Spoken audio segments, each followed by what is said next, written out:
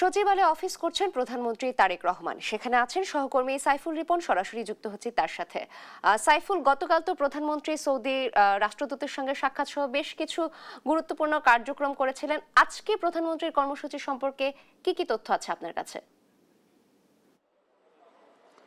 নাফিলা, আজকে দায়িত্ব গ্রহণের পর কিন্তু পঞ্চম দিন তিনি অফিস করছেন এবং এর মধ্যে একদিন তিনি তেজগাঁয়ে অফিস করেছেন এবং আজকে চতুর্থ দিনের মতো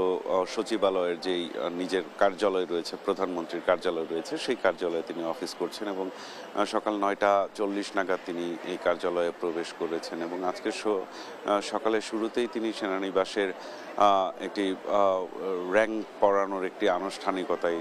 তিনি অংশগ্রহণ করেছেন এবং সেখানে মীর মুশফিকুর রহমান, ব্রিগেডিয়ার মীর মুশফিকুর রহমানকে র্যাঙ্ক ব্যাচ পড়ানোর যেই আনুষ্ঠানিকতা, সেই আনুষ্ঠানিকতা শেষে কিন্তু তিনি এই সচিবালয়ের আজকে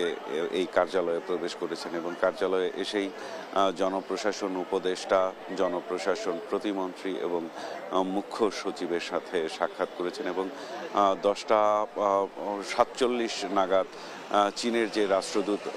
আজকে প্রধানমন্ত্রীর সাথে সাক্ষাৎ করার কথা রয়েছিল, তিনি এই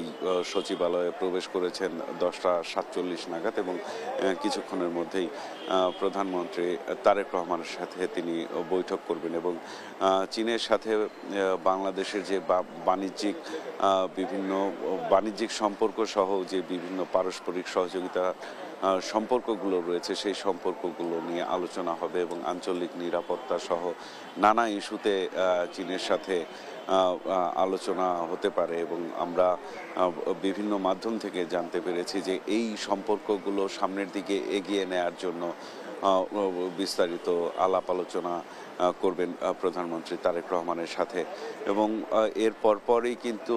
বিএনপির নির্বাচনের আগে যেই প্রতিশ্রুতি দেয়া ছিল এবং 31 দফার মাধ্যমে যে প্রতিশ্রুতি দেয়া ছিল, যে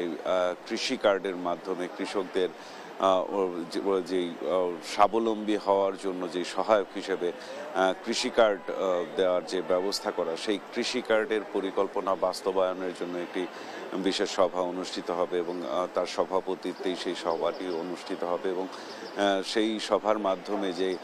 কৃষি কার্ড দেওয়ার যে পরিকল্পনা, সেটি কিভাবে বাস্তবায়ন হবে সেই বিষয়ে কিন্তু সিদ্ধান্ত হবে এবং আজকে সকাল থেকেই তার প্রধানমন্ত্রী তারেক রহমান কিন্তু তার কার্যালয়ে অফিস করছেন এবং সামগ্রিকভাবে সব কার্যক্রম শেষ হলে সরকারের পক্ষ থেকে কোনো মন্ত্রী বা কিংবা তার প্রেস উইংয়ের পক্ষ থেকে কেউ যদি কোনো